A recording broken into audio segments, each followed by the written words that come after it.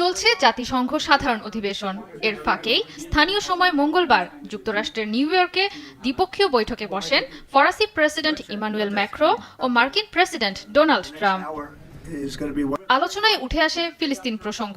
ট্রাম্পের দাবি, ফিলিস্তিনকে আনুষ্ঠানিকভাবে হামাসকেই পুরস্কৃত করল ফ্রান্স। তবে ম্যাক্রো বলেন, ফিলিস্তিনকে স্বীকৃতি দেয়া মানে হামাসকে উৎসাহ দেয়া নয়। সোমবার 11টি দেশ ফিলিস্তিনকে স্বীকৃতি দিয়েছে, যার মধ্যে ছিল যুক্তরাজ্য, ফ্রান্স ও কানাডাও। এটি অবশ্যই বড় একটি পরিবর্তন। তবে 7 অক্টোবর ইসরায়েলে হামলার স্মৃতি ভোলার নয়। সেদিন কয়েকজন ফরাসি নাগরিক প্রাণ হারান। তবে হামাসকে নির্মূলের নামে ফিলিস্তিনের সংঘাত জিয়ে রাখা সমাধান নয়। ফরাসি প্রেসিডেন্টের সঙ্গে আলাপ শেষে একই দিন 8 দেশের মুসলিম নেতাদের সঙ্গেও ট্রাম্পের বৈঠক হয়। উঠে আসে মধ্যপ্রাচ্যে স্থিতিশীলতা প্রসঙ্গ।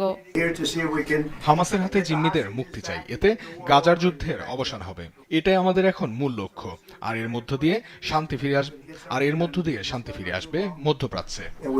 মধ্যপ্রাচ্য পরিস্থিতি শিরোনামে নিরাপত্তা পরিষদে উচ্চ পর্যায়ে বৈঠকে বসে সদস্য দেশগুলো। ফিলিস্তিনকে একতরফা স্বীকৃতি দেয় ক্ষোভ দেখান জাতিসংঘে নিযুক্ত মার্কিন প্রতিনিধি মাইক ওয়ালটস। এমন স্বীকৃতি যুদ্ধ বন্ধে ভূমিকা রাখবে না, বরং হামাসকে আরো শক্তিশালী করা হলো।